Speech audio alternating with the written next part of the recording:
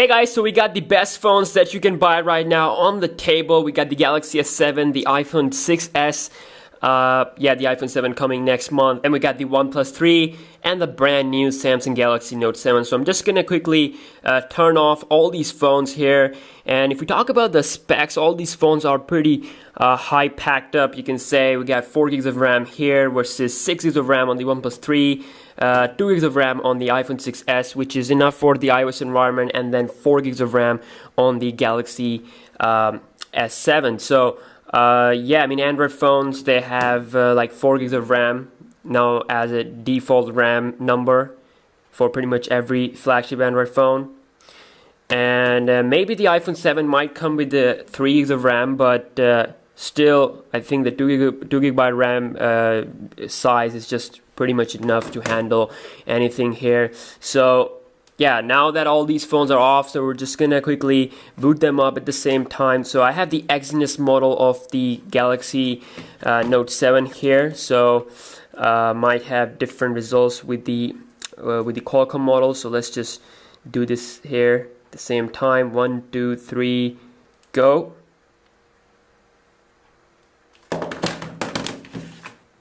Let's see here, which is going to be faster. And both of these two phones, S7 and Note 7, have Exynos processor. You can see the iPhone 7, first one to boot up, okay? And then we got the Galaxy S7, and then we have the Note 7, and then the slow boy here, OnePlus 3. So OnePlus 3 comes with Qualcomm processor. So Qualcomm devices, as far as my experience goes, they always take more time compared to the other phones. You know, iPhones most faster, and then we have the Exynos phones, and then Qualcomm devices. So also, if we talk about the display, we got Quad HD on the Note 7, Quad HD on the Galaxy S7, and then 1080p, and then we have 4.7-inch something ridiculous resolution, but it's Retina display. It's still pretty good, but it's small, and of course it's the most lightest of all these phones here on the table. Of course the 6s Plus have 1080p display. So we're just gonna quickly fire up the Geekbench 3 benchmark application to check out the scores, and of course these are just, you can say, not real life scores. So for real life speed tests, I've compared the Note 7 to all these phones in separate videos, so you can check them out on my channel.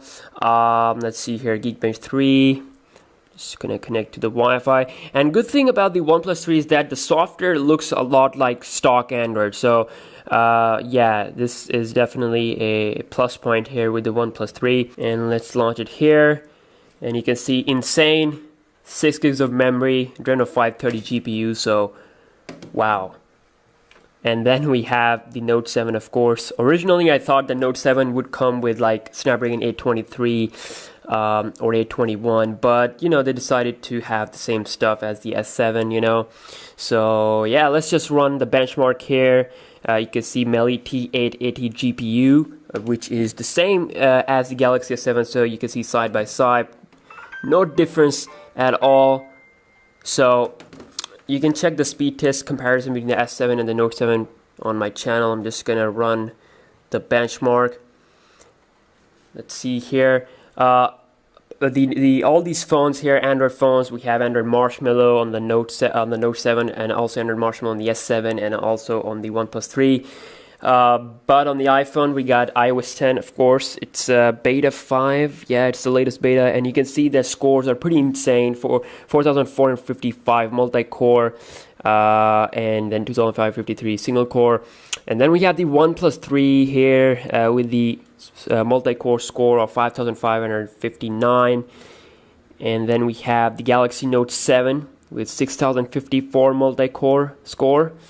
You can see the iPhone, it just dominates when it comes to single core score, but OnePlus 3 really close here, and the Galaxy S7 is almost done.